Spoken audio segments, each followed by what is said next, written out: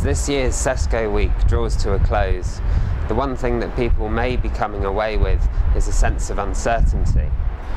A lot has changed since last year's Cesco week, and one thing that you can be certain about is that mine supply is here. It's no longer being talked about in the abstract, and it is weighing on the market.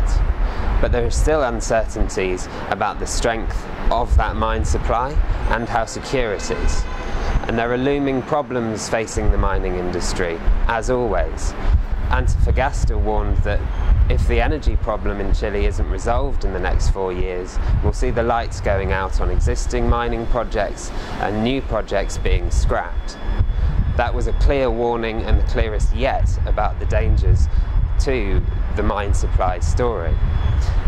There was also a very clear warning from Martin Abbott about Europe's regulatory landscape, particularly in regards to the introduction of EMIR, which will have profound impacts on the metals market, even though it's not the direct target in the regulation itself. It will become more costly for industrial users to hedge on the LME, and more broadly it threatens to damage the Western world's competition or competitiveness as a global financial hub.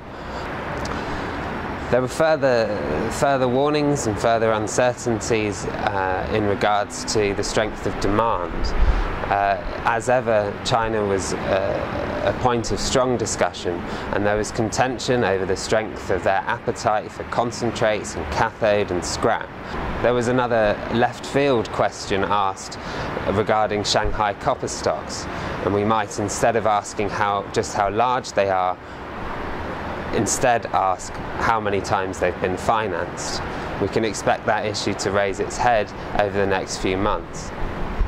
Those kinds of questions are going to weigh on the copper market's collective mind throughout the year, and they'll be debated just as fiercely and contentiously again next year.